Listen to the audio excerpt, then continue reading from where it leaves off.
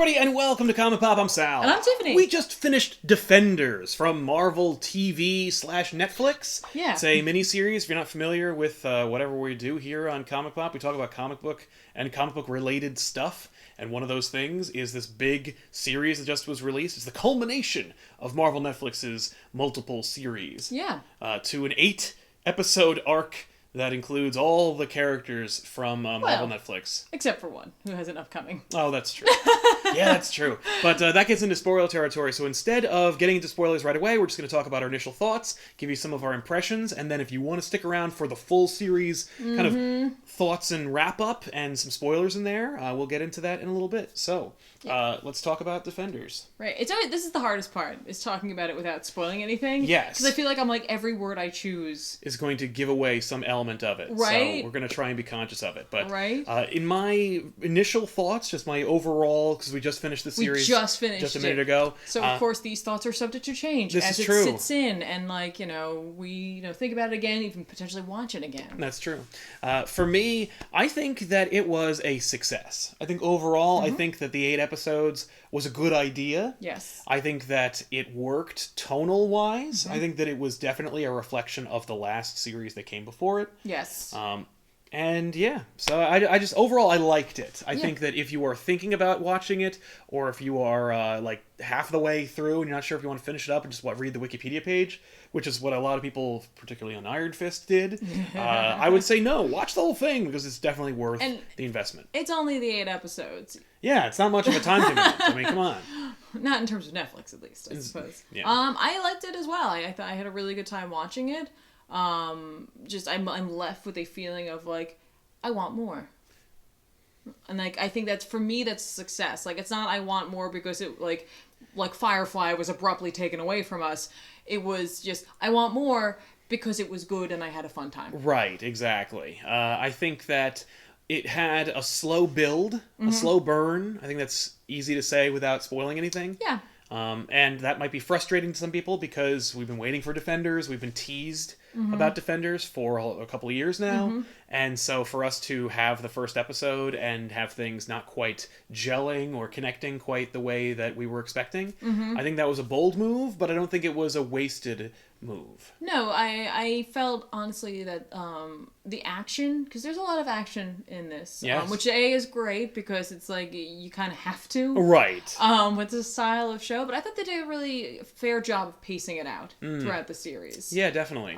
I think it just, they build off of one another, each getting, I think, a little stronger in terms of action sequences throughout. Yeah. Let's talk about some of the characters. We see a lot of characters return. Yes. I think that everyone, at least from my perspective, I think that everybody felt like themselves. Nobody was written really out of character. No, and in fact, I think some characters were stronger in this than in their own series. I definitely agree.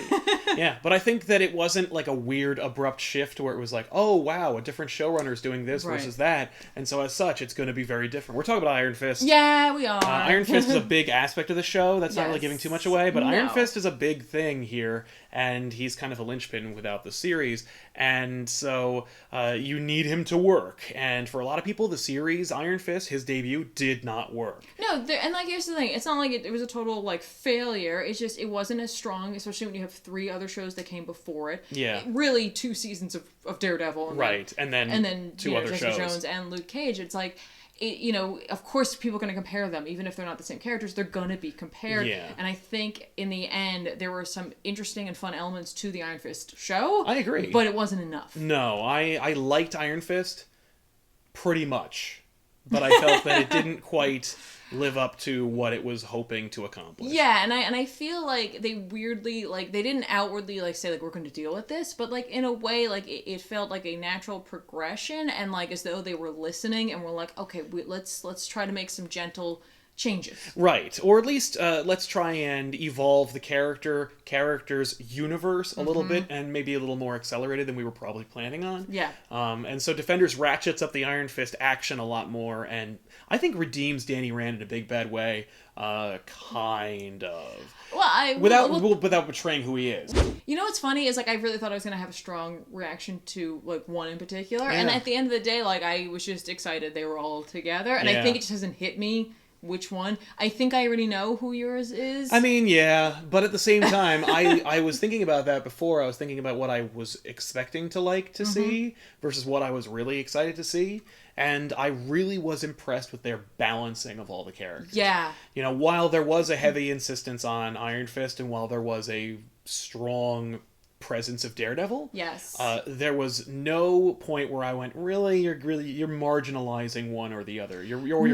Or Luke and Jess are kind of falling by the wayside. No, and like I honestly, there was like I liked Jess's character throughout this. I think they stayed true to who she was. Yeah, very consistent. She doesn't have like consistent. a ridiculous arc, nor does she have like she doesn't act in any way outside of what you know her to be. I actually really appreciated her reactions to things, although frustrating at times. Yeah. Like, it matches her character, so, like, I completely accepted it. And I gotta tell you, I really liked Luke Cage in this. Oh, yeah, big time. And I was one of those people, I kind of really dug the Luke Cage series. So I was interested to see how he was gonna play well if he was gonna play well with others. Right. And I loved him in this. Like, Luke just does a great job, not only just in the quiet moments, just like he has in the past, but like in the action sequences. Like, great. Let me just tell you something. This is not a spoiler at all. Okay. If at any point in time you thought that you weren't going to see all four of them fighting on screen, then I'm sorry. I'm not spoiling anything. You're going to see all four of them fighting on screen simultaneously. Yes. And what I thought was incredibly nuanced was each of them has a different fighting style. Very much so. And like it just plays exactly to who they are, their background, their abilities. Like, and it's just to see that come together, like, you know, and for me, that's kind of where, like, some of the Luke Cage stuff, I was like, yeah, look at him. Yeah, look at him go. Look at him. Yeah, you got two ninjas flipping around, and he's like, okay. I'm just gonna... Well, I'll just throw my bigness at it. I'm an immovable object. Yes, so I'll just apply that logic to this fight scene. No, that really worked out. I think that the direction overall was really good. Yeah. For me, if I had a criticism, and we should talk about the criticisms in a non-spoilery way. Certainly. I think that for me, the criticisms are... A couple of the fight scenes were really dark. And I don't mean like a lot of people died and it was really like dark and heavy. No. I mean like it was shot in a dark, like lightless basement. Yes. And it was really frustrating at times because there were things that I wanted to see and I had to kind of like let my imagination fill in some of the gaps. And that didn't happen a lot, but it happened quite frequently where I'm like, man, I really like to see what's happening right now. And I get the impression that someone's butt is being kicked, but I can't quite figure out which one is doing the kicking and which one's getting the receiving. Right. And my like take on that, while I agree with you, we'll probably get into spoiler territory. Yes. But like I had thought there was a potential reason for it, but I don't agree for that reason because of the fact. I mean, like I agree with you. Right. But I mean, like I don't think that reason is enough to criticize it. No, to make those fights that dark. Oh yeah, like, no, I see. Like, you know, we shouldn't have done that, but like it, you know, it's an interesting idea behind it potentially if it is that, and I only say that because we watched it. So, right, exactly. No, but I know what you're talking about with that. For me, some of the action sequences, in particular, when they were darker, they used a lot of that like really quick cut. Which I hate, but I also get and why they did it, and I thought it was consistent within the cinematography of the show, so it wasn't like too. No, but for me, like that, I find to be more difficult to tell what's happening, especially when you're dealing with multiple protagonists. Yes. And multiple antagonists who are dressed similarly. Yeah. It can become difficult at that point to tell. Right. What? Well, who's doing what? Right. Like, who is Luke punching? Because there's a lot of ninjas in this. Yeah, and again, that could just be something like on a second viewing. Like there was a moment. I'm not going to say what happens, but there was a moment where one character potentially punches another character, and I was like, did that just happen? Yeah. I don't want us to have to go back because trying to sometimes scroll through Netflix is a real pain. Yeah. So it's just like let's not do it. But sometime I'm gonna have to go back and see because I was like I just want to know. Yeah. Any other criticisms of the show in general? You know, it's funny. You know, for me, like still to some degree, Iron Fist is a bit of a criticism for me. But it looks like they're going in a good way, character wise, and just world building for that character. Yeah. So you know. But that's really a criticism of where it came from more than here because they just stick to it, and I appreciate them sticking with it. Right. I kind of wish the opening title sequence was a little stronger. That's really not a criticism, but like the others were so strong. They really were, and this was, I get it. I really get it. We're talking about that. I thought that the theme, while at my first initial reaction to the Defenders theme, I was like, this is not nearly as powerful or as distinct as everyone else's theme. But I was also like, this is more superheroic. No, it's more like the Avengers theme. It definitely is. It's just so funny because like Marvel Netflix series have like created these like really super interesting like opening sequences that kind of like embody the character. And in a sense it did, but the character was New York. Right. And not about them necessarily, which is fine. It's just like, I guess in my head, prior to that, I thought it was going to be this cool amalgam of each of their styles coming together. But that, again, that's not really a criticism. It's just so funny because that for me has become a really big part of the series. Yeah, it's like what's the opening sequence going to be like? Yeah, because again, like, for me, it kind of sets the tone. Yeah. And honestly, I dug the Iron Fist opening sequence, and I was like, even when I was like really frustrated with where it was going, I'm like, this is kind of fun. I like the theme. Oh yeah. At first, when I heard it, I was like, really, like it was kind of jarring, but then I got into it. But let's not talk about Iron Fist anymore. So yeah, I guess we'll get into spoiler territory. So if we have to make a recommendation before you guys watch the show, by the way, add this video to your watch later list, and so you can check us out, and we'll talk more about the spoilers in a minute. But would you recommend the series? I really would. It's funny, I was trying to imagine watching this without... the other ones? Let's say you hadn't watched Iron Fist, or you didn't watch it all the way through.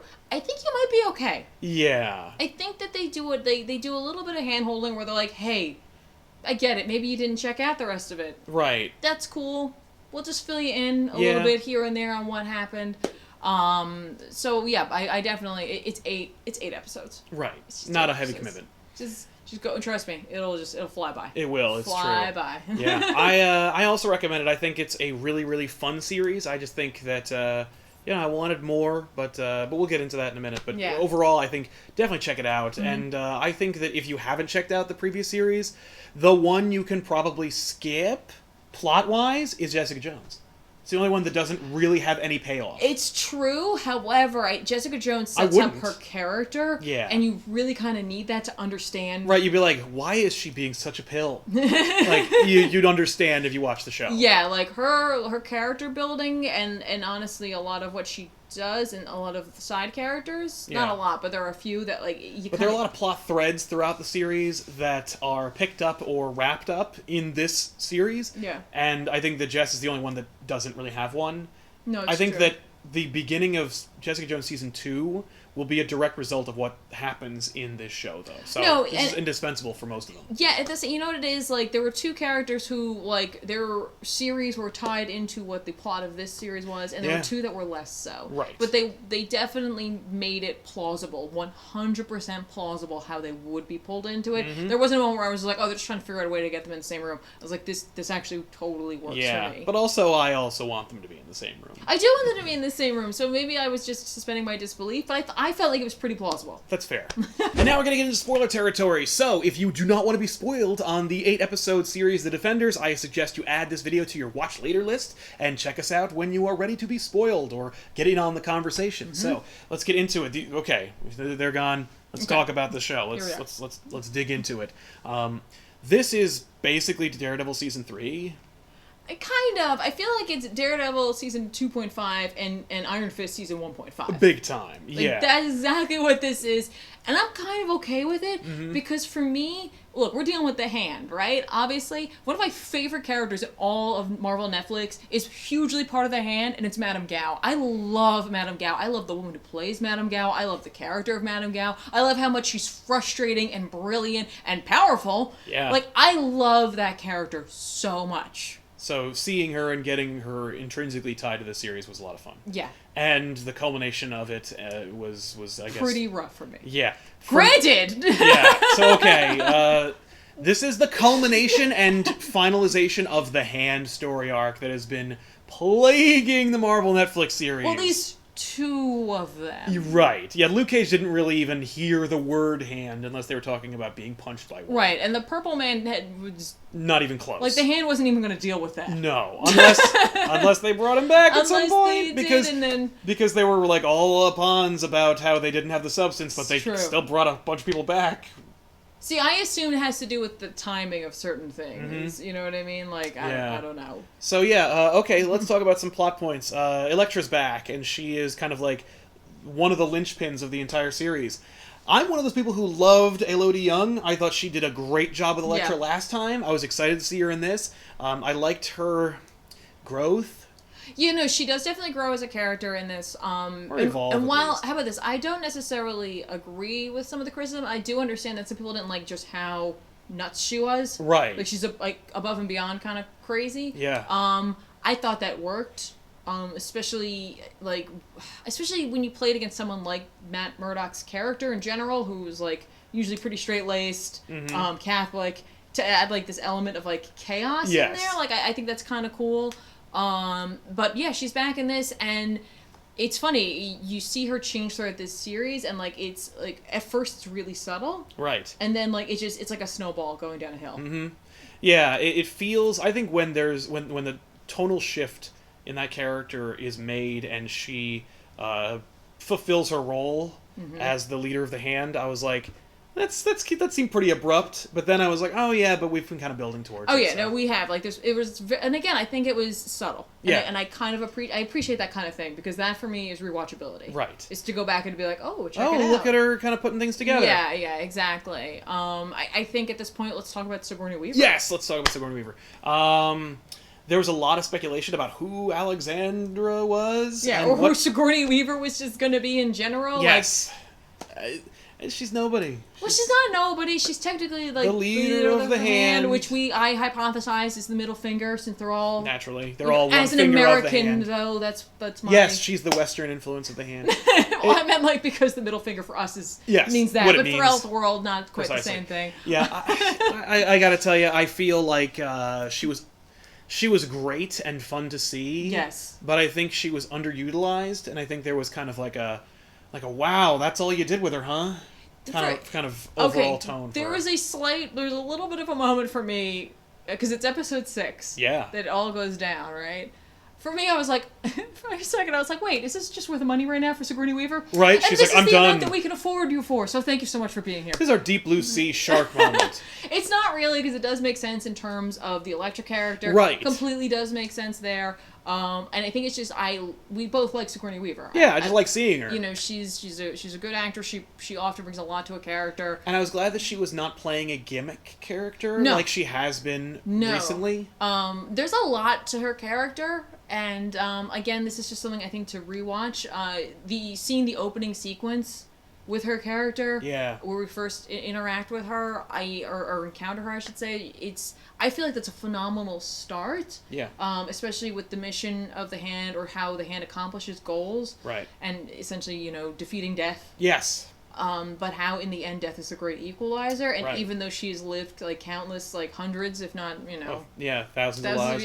Yeah, exactly. That in the end, when faced with death, it's in the same way that many people do. Right. She was just as unprepared for death as she always has been. Yeah, exactly. And I loved seeing that throughout the series, just her desire to escalate things. The inevitable realization for us, the viewers, that none of the Hand could potentially come back. Yeah. And just how each of them kind of deals with this. Mm-hmm. It's just death overall is kind of this interesting element. It's another character in the series. It is, but it's only really plaguing the antagonist. No, it's true. You had me 100% convinced that either Claire Temple or Colleen Wing was gonna die. I mean, here's the thing. I think there was a huge pool that lost a bunch of money expecting Claire Temple to be the Phil Coulson of the Defender series. And she's the linchpin.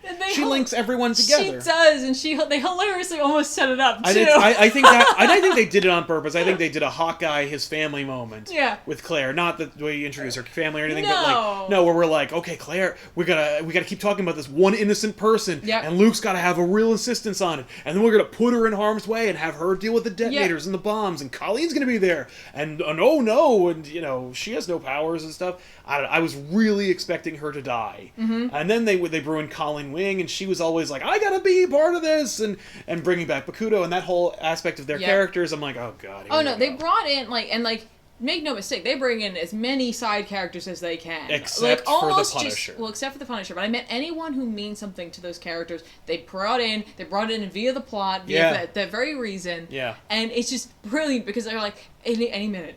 Yeah, any of them could die. Any of them could go. Right. Like, it doesn't matter they're in a police station. That's the perfect place. Or that's the idea, or like the Hand will blow up the police station. Right. And then they'll all die. Like, right? Like, it's just like, it created this incredible tension and for me, upped the stakes of the series overall because I was not only like, they'll save New York, but like, I need them to save these characters. Yes, exactly. Like, I care about these characters as well, so I really need the Defenders to figure this out and like defeat the Hand. I need this. Yeah, no, it's true. And they do, and nobody dies except, what's her name? Misty Knight loses her arm. She does. Which I was like, yay! Yeah. Good. Like, you know what's funny is they hinted at that in Luke Cage. They did, and they you're were like, oh my gosh, she's gonna lose the arm. They're gonna have to amputate it. And then she's gonna have to get a robot arm. Nah. They're like, and you're like, oh, they're just never gonna do it. Yeah. No. Little did I ever think, like, honestly, and like I don't know how I didn't put two and two together. You've got ninjas with swords, and you got Misty Knight. Involved in the same show. At no point did I go like, oh, the sword is... The sword will cut off her arm. Yeah, because there's swords everywhere. It's sharp things everywhere. Yeah, it's true. Yeah. It's like a meat grinder in here. I was excited to see that little fanboy moment. I also like the kind of like the last little moment where they're like, we got lots of resources here. You know, it's a very technologically advanced hospital. Yep. And okay, so... We talked a little bit about that, but we'll get into it in a minute. But let's talk about the characters some more. Yeah, I want to say, like, I was kind of sad to see Stick go. Yeah. He's a bastard of a character. Again, another example Fun to watch. The actor is great. Yeah. Because he's into the role. He makes you hate him. Makes you question if he is right or not. Like, you know, his motives are correct or, like, he thinks he's in the right, but, like... For the heroic elements, he's incorrect. Yeah, exactly. You know what I mean? Like, his solution is he has to kill Iron Fist. And it's like, obviously he thinks that. And it's like, you're not wrong. No! But also, like, you're a dick. Yeah, like, could you not? Like, come on. Like, he has no faith in these soldiers because... Right. And honestly, they gave him no... reason to believe that. Because they completely are a fragmented bunch. As much as you thought the Avengers were dysfunctional, the Defenders are... literally the most dysfunctional characters in the Marvel Universe. So it's like, true. Yeah, they're gonna have a problem. It's true. You know what's funny is you put Stick in this light, you give him the attitude that he has, the personality he has, and immediately we're like, oh, come on, man, get over it. Like, just give him a chance, right? You got Spock over there being like the needs of the many outweigh the needs of the few, and we're all like on board for that. We're like, that's totally cool because Spock's a great guy. But Stick, no. No, not Spock. No. I knew that Stick was gonna die, but you did? I did, but only because I was like, well, we're gonna end the Hand story. Oh, okay. Not like I spoiled it for myself. I was like, we're gonna lose Stick. We're gonna end. I think I was like, I think we're gonna end the Hand here. Yeah. And I'm like, and if they don't, screw you, because I'm kind of done with it. And I don't mean like no, I do. I'm sick of it. I'm not. Like, I'm sick of it. I'm sick of it infecting every series. Yes. I'm like, how about I hear what you're saying. Daredevil is a lawyer and fights bad guys. No, I hear you. Like, we got the ninjas. Yeah, we got the season 2, all ninjas. No, I understand, but like, and like, the Hand is, I feel like, an intrinsic part of the Marvel Universe just in general. They're always there, they're always present, even if you don't see them necessarily. Right, yeah. Anyone could pull them out and use them at any point in time. My favorite element to the Hand, though, was just simply watching people like Gal running a business. Yeah. And using that to essentially just accumulate money. Right. You know what I mean? Like, or just have power in general. Like, I appreciated that element because, like, for me, that is, like, the street level crime that goes unnoticed by larger superheroes. Yeah, exactly. That is the stuff that really affects people day to day. I mean, yes, technically being wiped off the face of the earth definitely affects you day to day. But you know what I'm saying. Right, but like Iron Man could not have stopped the Hand. No, because he wouldn't have believed it. A, he wouldn't have believed it. B, if he had like found himself in a tunnel filled with dragon skeletons. Yeah.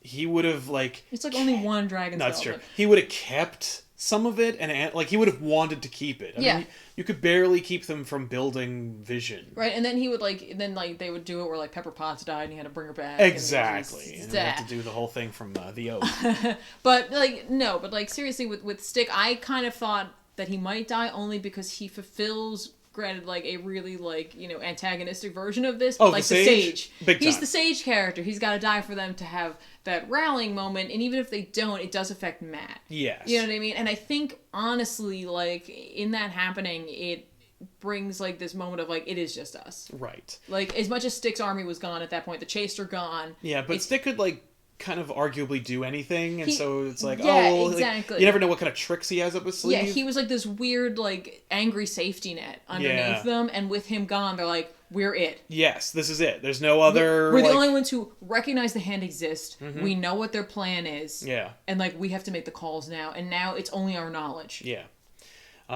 So yeah, the show overall, I think it worked. Oh, dude, wait, we got to talk about the 4. Yeah, we're getting there. Oh, okay. I'm saying, like, I think it worked, and I think that, like, the strength of every actor who plays a defender. Yeah. And honorary defenders, because I was, like, frustrated that, like, at least they acknowledge it, but, like, Colleen Wing, she's like, I'm a defender too, right, but, like, and they're like, yeah, but no. But at the same time, they, like, and I don't know if they ever do anything with it, but, like, they put her in a situation to be there with Misty Knight. Yes, so they're like, maybe we'll create, like, a Heroes for Hire kind of show? And, like, because of, like, she did save Claire, right? She saves Claire's life. Yes. And then, like, you know... And then the two of them save Misty. Right, exactly. But, like, it's... When Misty wakes up, it's Colleen. Right. Who's in the hospital room. And, like, part of it is because of her own guilt, but, like, part of it...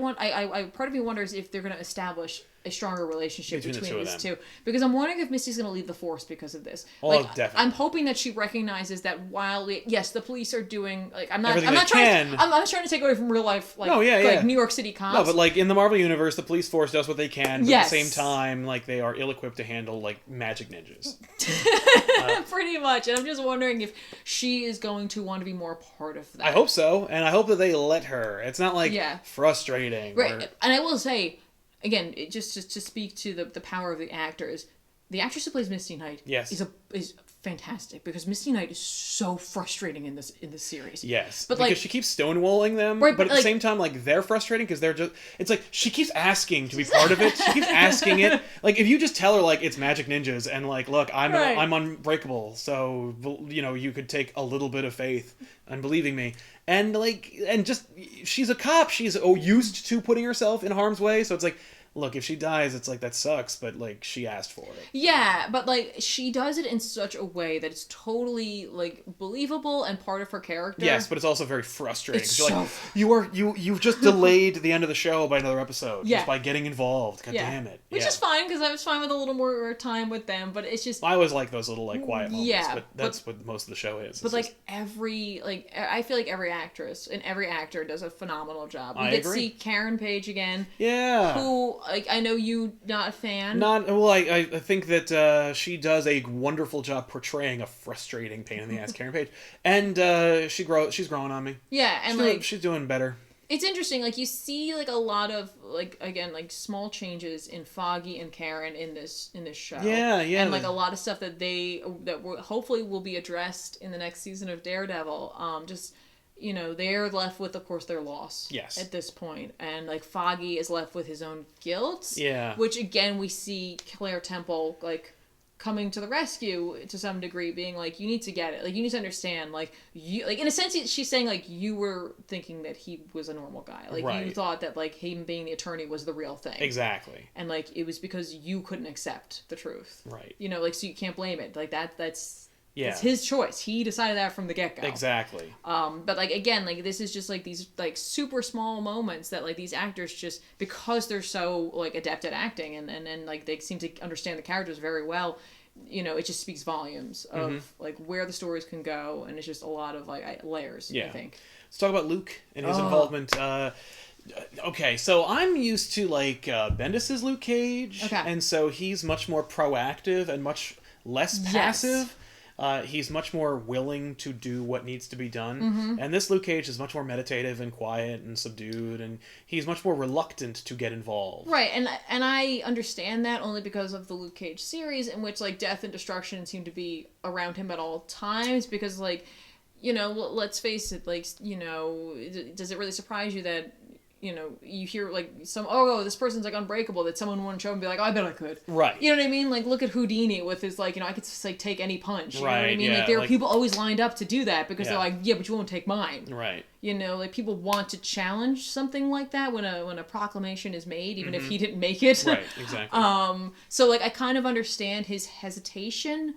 especially because now he's in a relationship with someone and Yeah. maybe someone else. That was interesting. I was like, because when they established the Claire and Luke relationship, Yeah. I'm like, right on. This is healthy. Right, and also I guess they're like, we had the Jess and Luke situation, Yeah. and like that's our kind of like homage to the comics, but we're not going to do that anymore. Right. But and by the way, Luke doesn't get involved with Jess again. No. But there is something still unspoken. And there's a still little there. subtext there at Yes. certain times. Oh yeah, you can tell like there's something still there. Yeah. And maybe they'll explore it someday. Yeah, exactly. Like, who knows? Like, but like, here's the thing. Like, in the comics, I love the Luke and Jess relationship. For Yes. the good and for the bad, I like their relationship. But right now, I'm enjoying him with Claire. Like, Yeah. I like the stability she brings to him. I like the fact that she is a hero in her own right. Yeah. And so, like, when he has to go do something, she understands. Exactly. She's not frustrating. She's not like Right. foggy. Not She's always that- crying about it. Not that I think Jess would be like that. No.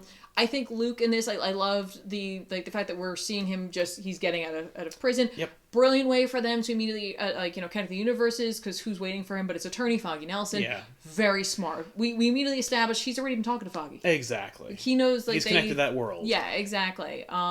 He goes home. Mm-hmm. And he immediately is, well, he goes and sees Claire. Right. But like I like that he's hesitant to kind of get back out there and start doing things, because like I think he's not sure if he is a more of a help or a hindrance. Yeah. But I think that his evolution through this show will reflect itself in season 2 of Luke Cage, because I'm kind of like, I it's frustrating to watch Luke not want to get involved, but it's also fun to see him be like, oh, like things go down whether I get involved or not. Yeah. And I like, because I mean well and because I have power, I should use it. It's Yeah. almost like there's a mantra about this in the movie. But yeah, I liked it, and I was like, this works. Like, Yeah. and I like his portrayal of the character and his evolution of him and where he's headed. Yes. I think that that's the benefit of this show, is that like it allows the new seasons of their shows to get a shot in the arm, and maybe like without having to resort to gimmicks or bullshit like time jumps. Yeah. Like we can have character progression. Yep. That is established in this show, so that the new seasons can be in another direction. Oh yeah, yeah, and they don't have to deal with him like getting out of prison. Well, they don't have to deal with him getting out of prison. They don't have to deal with him being passive and quiet and, Yeah. and subdued. Yeah. He just saved the city, and he fought ninjas, and so he's like, okay, I'm part of a greater universe, and okay, you know what, I am going to be more proactive. So we might see a more confident, It's true.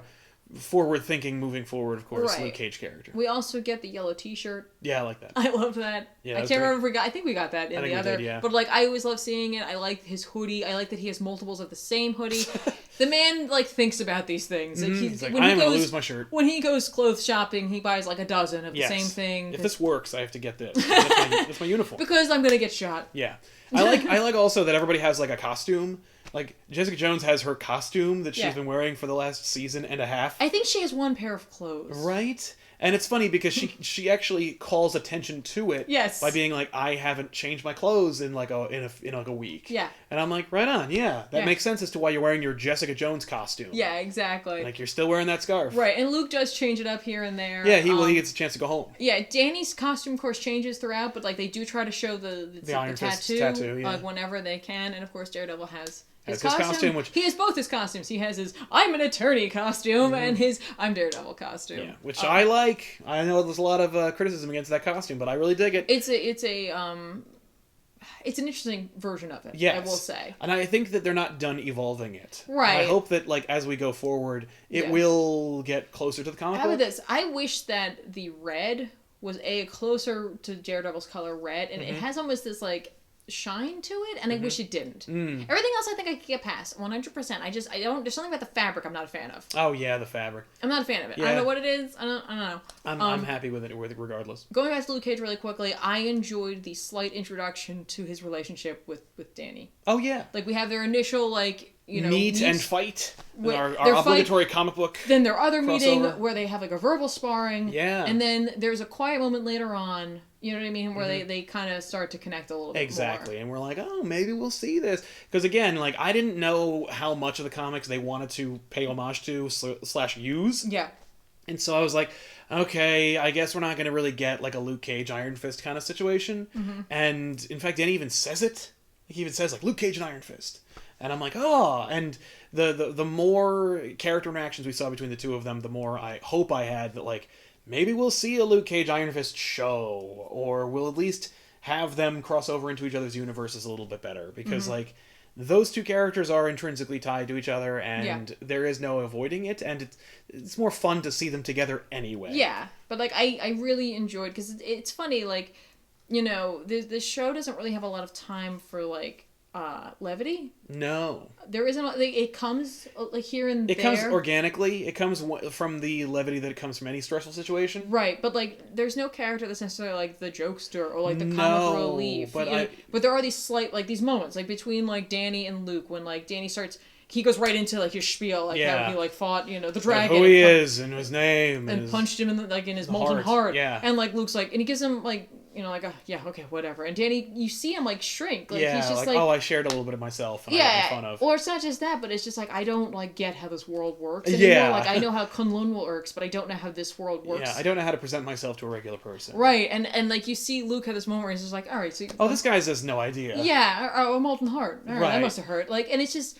It's sweet, and there's a little humor there, but like it's really appropriate humor. But we get it between Matt and Jess as well. The two of them spar and bounce off each other, and that's a lot of fun. Oh yeah, no, Jessica, she gets some zingers, but that works with her character. You know, when she calls him Ironclad. Yeah. My name's Iron Fist. I know. Oh, I know. I'm just making fun of you. Yeah, I like those two. I like the levity that it's pronounced. It's funny because Iron Fist as a character is so integral and necessary for the show, because like if it was just the Trinity, which they really have a heavy reliance on in the show. Yes. It's just about Luke, Jess, and Matt. Yeah. But like without Danny, they would he's the linchpin. He's the thing that keeps them all together. Mm-hmm. Because if Danny wasn't there, because there's that scene in the Chinese restaurant where they're all like, I don't want to do this, goodbye. Yeah. And Danny's the one who's like, we have to do this together. And it's funny because if he wasn't there, they would just leave. Yeah. Like, it would just, like, there's no character that says, like, yes, we should all work together. There's no one actively trying to make the Defenders happen. No. And you need him in order to make the show. No, and it's funny because you see, like, Claire does the introduction initially. Colin's the one that pushes Danny to find others, and that's an interesting character moment for her because of the fact that, like, when he does go out and have adventures, she feels left behind. Right. She feels, like, slighted because of the fact that the hand did ruin her life, and she wants to be a part of that. Yeah. But then when you have these people who have abilities, it's like, yeah, stay here and guard the base, unfortunately. Yeah, but it's like Jessica Jones is like a little strong. You have the ability to like fight with swords. Right. But like we see that kind of come full circle. It's not like a joke, or it's not something that's not addressed. It is 100% addressed. Yeah. And again, I like that as a character moment, and like it is what drives Iron Fist to confront them, essentially, about like doing this together. Right. But Danny's growth in this series is to be commended, and I think that like it's not so much that they redeem the Danny Rand character and the old series Iron Fist. I think that actually shows testament to like what happens when you have people who know how to make a show versus people who don't. Yeah. Like Iron Fist is just it's fun, kind of. Right. But you can see the strings, and you can see like how just poorly executed it is on like an executive level and like at a creative level from the people behind the camera, and so people who are making Defenders know what they're doing. And it's just kind of like night and day. And so, you know, I think that the growth and progression for Danny is actually just like incidental, just because like, oh, I have look what you can do. It's like having like a really, really great expensive paint set and then handing it to an amateur versus handing it to somebody who knows what they're doing. No, it's true. And then like, but blaming the paint. Right, but there are some moments, like especially at the end, when, because like, there's clearly like a connection also between Daredevil and Danny. Yes, which I like. Thanks to, in a way, to Stick. Yeah. Honestly, because of how Stick was trained, and because of the fact that he trained Matt. Yeah. Like, there is this, like, connection, and, like, they both have this understanding, inevitably, because, like, it does take Matt a little bit of time to get there, but this understanding of, like, the need to protect the city and the need to protect people. Yeah. Granted, at times, like, Matt's is more focused on, like, a personal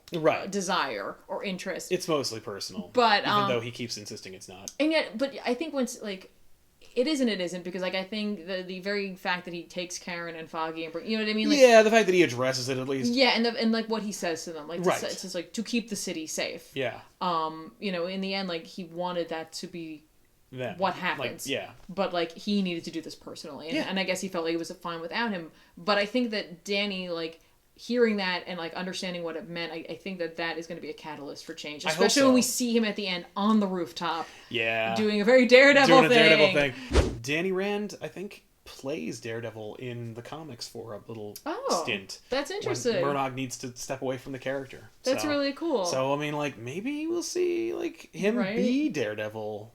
Or not. That would be cool. What'd you think about Jessica Jones? She's consistent and cool. I thought that, like, I thought she was trying a little too hard to be, like, abrasive, but I think that was part of her character. But at the same time, it was also like, Jesus. Like, it was a little much at times where I'm like, I get it, you don't care, but you're still here, though. Yeah, no, for me, I get it. Like I said, like, she's very frustrating in this, but, like, don't forget, like, we've only had one season of Jessica Jones, and it was quite a while ago, so, like, we can't forget, like, where she left off. Yeah. You know what I mean? Like, what she just went through. No, it's true. And then all of a sudden to be like, first of all, hey, Luke Cage is back. He didn't call you. You didn't call him. Hey, there's a nice little emotional hang up for you to have there. That's true. You finally decided to take a case and somebody kills himself. And you know what I mean? Like, every time she thinks she's doing something good, something happens. Yeah, exactly. So I think at that point she's like, okay. All right, I'll grant you that. But, you know, she's... I don't know. I was just like, it was frustrating for her to be so frustratingly abrasive. How about this? Yes, but it all leads up for me to a culmination of the moment that she drives a car through the front of the Chinese restaurant and returns. And it's like, okay. All right, I'm in. Yeah. I mean, I'm going to question things as we go, but I'm here. That's the thing, is that, like, that's her character, especially in, like, Jessica Jones, the show, where she's like, I don't care, I'm not involved, but I really do actually care a lot, and I'm definitely going to be involved. She's one of those people who just, like, that everybody knows, who swears they don't care and then checks their Facebook 1,000 times. Yeah. I mean, like, and I think it's also, like, for her, you know, there she is surrounded by these people, you know what I mean? Like, someone like Danny Rand who's like, no, we have to save, like, everyone. Someone like, you know, Matt Murdock, who is, like, kind of on board for not doing anything, not wanting to be a part of it, but, like, incredibly skilled and, like, clearly does care. And someone like Luke Cage, who definitely cares about, at the very least, like, people and making sure that collateral damage doesn't happen to them. And so when she's faced with it, I think her own, like, guilt about her not doing anything, but also, like, her, like, past experiences all come forward. She's like, I gotta get out of here. Right, I can't even deal with this. Right, but then when faced, because immediately she leaves and she's faced with the ramifications of, like, the thing that she's become a part of. It's not because of her that the hand is potentially going to kill the family. No. It's because of the husband. Yes. And she can stop it. Right. So I kind of like that arc for her. Yeah, that's fair. I think we're, like, and especially when we see her at the end taking the sign off the door, being like, I'm ready. Yeah. Because, like, I thought at first it was cardboard. I thought the me too. was just and then it was, no, it's paper. And no, it's like she replaced the glass. Yeah, she wasn't ready to help people once again, and through this she is now. That's and, like, fair. I kind of like that a lot. Everybody gets an arc, really. They really do. Even Foggy and Karen. Yeah. Misty does. Colleen, obviously, everybody. And anyone involved in the hand gets a big change. Oh yeah. I don't really see much of a change for Elektra at the end, because obviously she didn't die. But for me, it's like, you know, she was like, I'm ready to take over the hand. And I'm like, right on, that's in keeping with your character, I'm down. And then she's fighting Matt, and Matt's like, I'm gonna save you. And you're like, okay, like, Matt, she's really not gonna go with you. Right. And she never really relents. No, but, like, she does, she finally gives away what her true intentions are. Yeah, she's like, I'm gonna make you stay with me. And we'll lead the hand. Like, she's like, no, you don't get it. Like, no, I do love you. Yeah. And you do love me, but, like, you're doing it wrong. We're just never gonna die. Yeah. So you don't have to worry about it anymore. Exactly. My plan's better than yours, and I know you're not gonna get it. Right, but so he's I'm just like, gonna do it. But that's not, that's never gonna work. But that is, I think that's a cool character. That's perfect for both of their characters. Matt tends to be very headstrong, like, you know what I mean? Like, his way is the best way. Right. You know, he's like, I can save you. And like, I mean, like, that in a way is part of his Catholic upbringing, is like the idea of redemption and the idea of salvation. Sacrifice. Yeah, like, he can do it. He can bring her back from the end of it. I mean, honestly, like, she's a bizarre allegory. They're resurrected, you know what I mean? Like, but I really, I thought that was a fine, like, ending.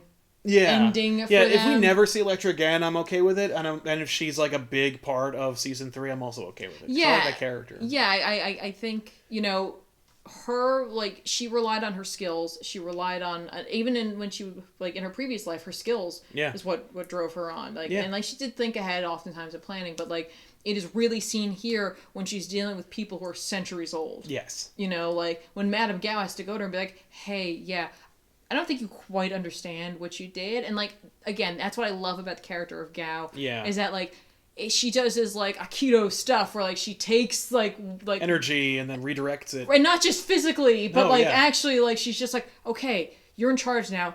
I don't want you to kill me. Right, so I need to redirect your aggression elsewhere, so that it doesn't affect me. But I also need you to really understand what you did, yeah. so that you don't bring this whole thing down. Right. So like that's cool. But like I felt like, you know, their wisdom is you know matched of course by her skill. But, like, we definitely see her, like, noobism in a sense. No, it's true, yeah. I think at the end of the day, like, these incredibly dysfunctional people found some peace. Yes, and it was only through their team-up. Right? And it's funny because, like, Matt's peace is found, like, seemingly through death. And I'm like, that's true. Like, but everybody gets to be where they wanted to be, and Matt got to die, just like he always wanted.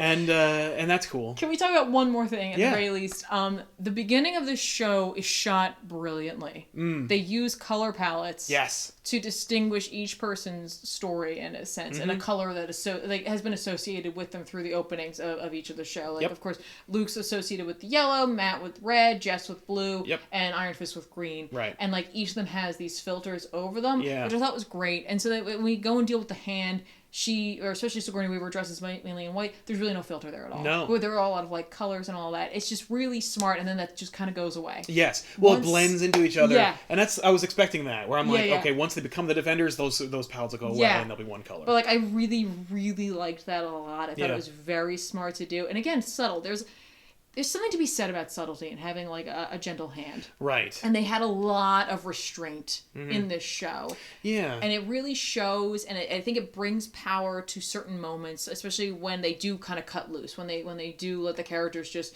you know, go for it, whether it be in a fight or just even in a verbal exchange. Yeah. Like it's very nice. Yeah. There's an end fight that when we were talking earlier about the choreography and how like oftentimes it was either too fast or too very dark. Yeah. I thought it was like interesting in my head canon at the very least for how they shot it. It seemed like initially they're very disjointed. The Defenders are not put together. They have no plan. You know what I mean? And so they kind of are stumbling through this. They're used to fighting alone. Sometimes they help each other out, and especially when they're in Midland Tower for the first time. Yes. They do try to help each other out, and that fight's actually well lit. Yeah. And it's only in like really the final fight that I thought that they did a really good job with the choreography, the lighting, and it was a little more slow, but they have a plan. They're put together at that point. And I don't know if that was intentional or not. I think it was, because the final culminating fight is... It kind of culminates in an Avengers shot. It does. They've had that great sweeping shot, which again I think was a perfect place to really display the differences in their fighting styles. Yeah. Like Matt's like super like thought out, you know, very like precise, like sort of strength and aggression. And Iron Fist, he's very fluid, but like he's a little. Not that he's not as well trained as Matt, but it's just very different. Like he uses a lot of his emotions, it seems. And you got Luke Cage just standing there, like just taking it, and then like getting his shots in where he can. And then you have Jess, who is the roughest of them. Yeah, which I because appreciate. she doesn't fight. She doesn't know. But how she to also fight. does, like much like Luke, she doesn't really need to because of her strength. Yes. So like I thought that was really brilliant. Really well handled choreography between characters like Gao, who you can't have that old woman. You can't put her on wires and stuff. Right, but like brilliantly handled. Whatever stunt person was impersonating her did a really good job. She's a very specific stance, a very specific way of moving, and I was just, I don't know, that really like struck me because I was like, you can't have this like 85. I don't know how old she is. This woman like really being in the fray, but like way to like amp that up. Like we saw a little bit of that in Iron Fist, but like to see it here, I was like, yes. Overall, I think that everybody does a nice job. I mean, it's just it's a great show. Yeah. And a wonderful culmination of phase one. It is of Marvel Netflix. It is, and here's the thing: I'm sure there's gonna be people out there who are like, "Oh, they could have done this. Oh, they could have done a lot of things. They could have done a lot of things. Punisher could have shown up. Yeah. Patsy Walker could have put on a cat costume. Exactly. I mean, the fact is, like, Iron Man could have showed up. Yeah. But he didn't. Because like they have the CG model. They could literally just be like, and then Iron Man literally does everything he did in Iron Man 3, but right there in the Defenders. But you need the Defenders to do this because I mean, honestly, at the end of the day, though, like, what would have really tip them off? Yeah, no, the Tremors maybe, but like because they're in New York, they're in upstate New York, but they still would have heard about it. Yeah, but they would have taken forever to investigate it. Plus, like how many Avengers are there anyway? And like there was damage, but there wasn't like no, you know. So I mean, it would have been citywide, but Yeah, so like, but like it was 8 episodes, and like it was weirdly it's a trial. Yeah, you know what I mean? Like, I think so. This can we work? do this? Can we keep doing this? Yeah, like can we get these 4 characters together who have been developed in series kind of like away Very from one different another? from each other. I think instead of like worrying about what they didn't do, I think I would be more excited about what they're going to do. Right, and I think take a minute and appreciate what they did do. Because, the fact that this is here at all. Yeah, like here's the thing, like we because we're binging shows, like it's easy to discount the fact that there is an 8-episode version of a Marvel Knights movie, and you got to have, for me, I get to have all those moments that like I really appreciate in a superhero movie, where like we take a second from the action and we interact with each other and we highlight the characters, but that exists. Yeah. And we got it. And what they chose to do and how they executed it, and with care and grace and dignity, I don't think that anyone was really like mishandled or marginalized. And so I think that it's like it's to be celebrated and commended. And so while we should be speculating, and I think we will at the end of this video, about what they're going to do and where it's going to go and what they missed out on, I think that we should also just say like, hey, way to go. Like, nice job. Yeah, like really well done. Bravo, especially to the leads. Yes. Because they carry their own shows, and, while there were like 1 or 2 kind of like main characters, because it was about the Hand, it's going to be about the 2 people who kind of like represent the Hand's antagonist the most.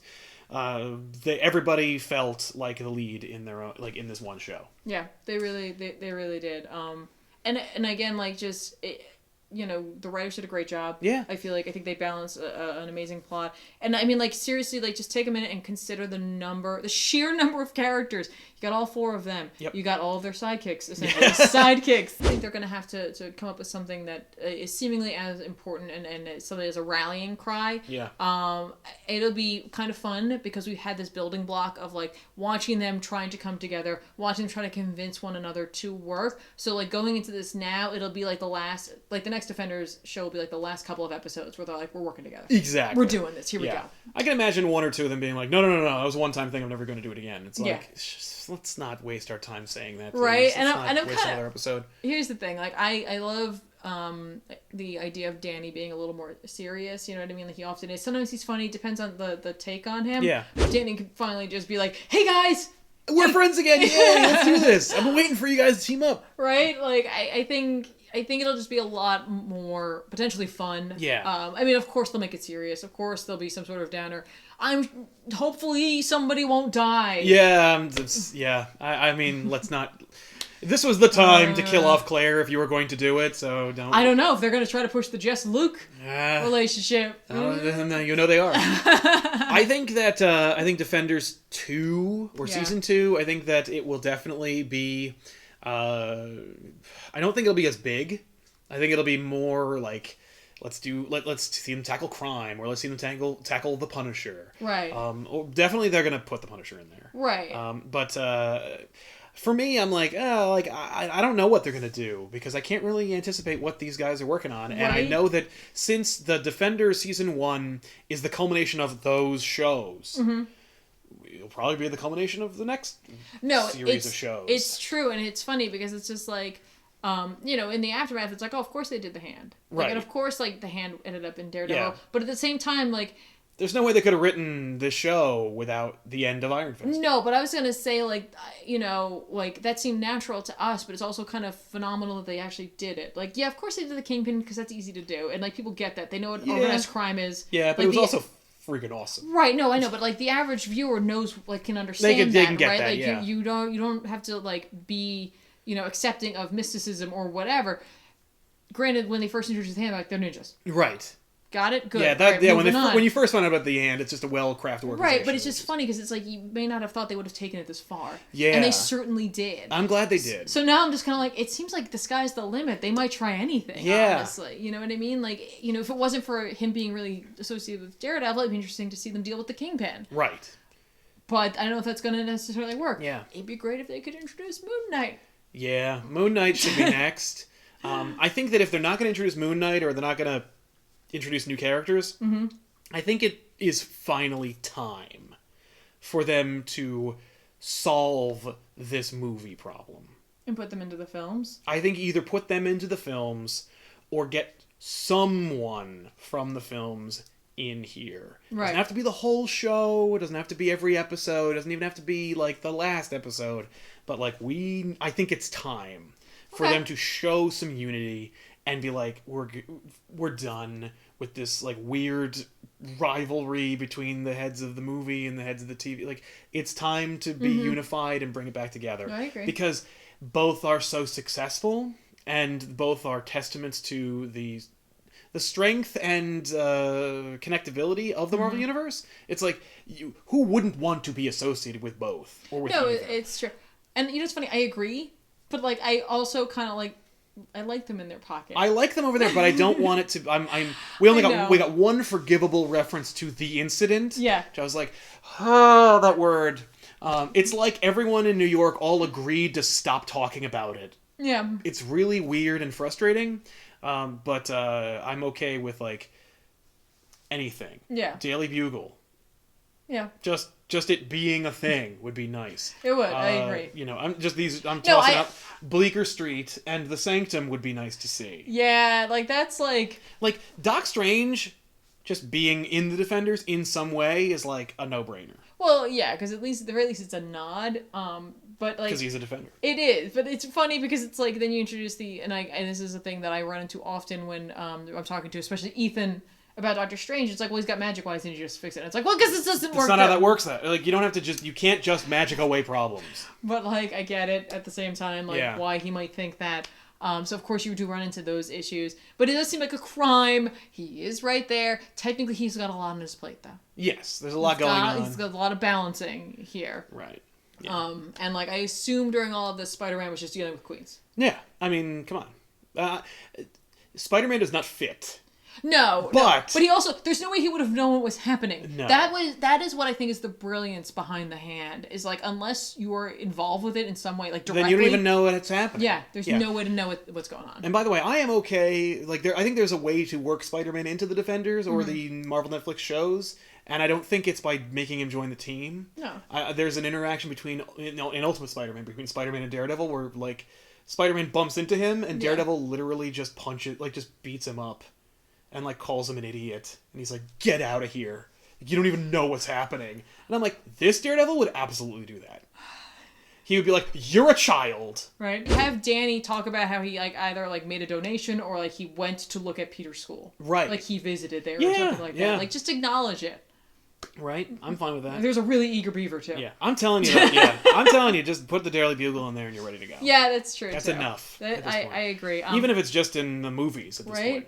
There's part of me that, like, I don't even want to necessarily speculate about the next Defenders because I just kind of want to be excited and surprised. I want to be along for the journey with the next few Marvel shows. Like, I just want to see where we're going. Mm-hmm. And as much as I'm excited for the Punisher, it's funny because it's such a weird tonal shift. Yeah. That, like, I'm excited and I'm not all at the same time because I personally enjoyed the mystical aspect of the hand. And I know I'm not going to get that. It's not going to be that. No. But maybe people are ready for that. I mean, you got a whole you got 3 shows, like season 2 of Daredevil, Iron Fist, and Defenders, all about magic and evil ninjas. I accept the fact that it can't just be everything I want. I get that. Well, and like, I think we got some of it. I know, and I think at the end of the day I am going to enjoy the Punisher, but I think right now having literally like probably like an hour or two ago just finished the Defenders, I'm not ready to leave them yet. No, yeah, absolutely. And I'm excited to see them come back. Me too. Me too. There you have it, everybody. The Defenders from Marvel Netflix. Definitely check it out. Yes. And, of course, let us know what you thought of the show in the comments down below. We'd love to join in the conversation, but we'll see you guys next time with another episode or discussion here on Comic Pop. I'm Sal. And I'm Tiffany. Thanks a lot for watching.